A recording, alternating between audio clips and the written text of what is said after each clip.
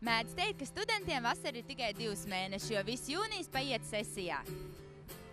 Kamēr citi izbauda skaisto laiku, studentiem būtu jāmācās. Cītīgi mācāmies. Protams, ka cītīgi.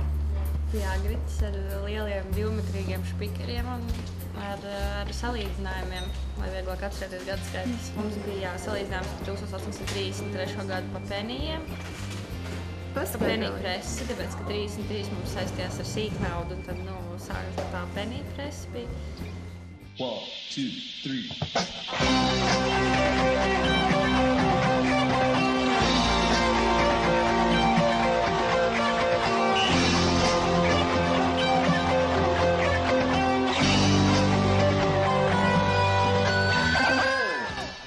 Sēžot, mācoties, strādājot.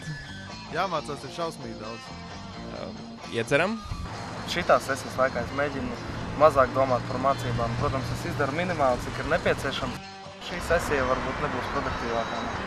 Tāpēc, ka posms tāds studentiem citreiz iestājās. Diezgan tāda nožēlojama sajūta.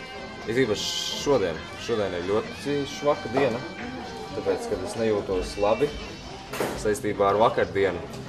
Tas, diemžēl, es nevaru lepoties, ka tas ir mācīšanās iespējā, bet dienā citā tādā jauniešu dzīves ikdienišķā parādībā. Es esmu salīdzinoši veiksmīgi ticis cauri. Man nav tā kā manam kolēģim, kas sēž aiz muguras un smaida. Man ir viens parādiņš angļu valodā. Man angļu valodā ir šitā parāda. Nav noskaņojums īsti mācīties. Ne šogad. Nav viegli, bet nav eksāmeni arī grūti. Un, ja tu esi bijis, tad nav problēmas ar nokārtošanu. Bet, protams, kaut kas jāgatavojas, kaut kas ir jādara. Un jābūt lietas kursā vienkārši, lai nokārtot visu. Jābūt lietas kursā. Studēju, būšu lauka inženieris. Aha, un pastāst, kā tu pavadi sesiju?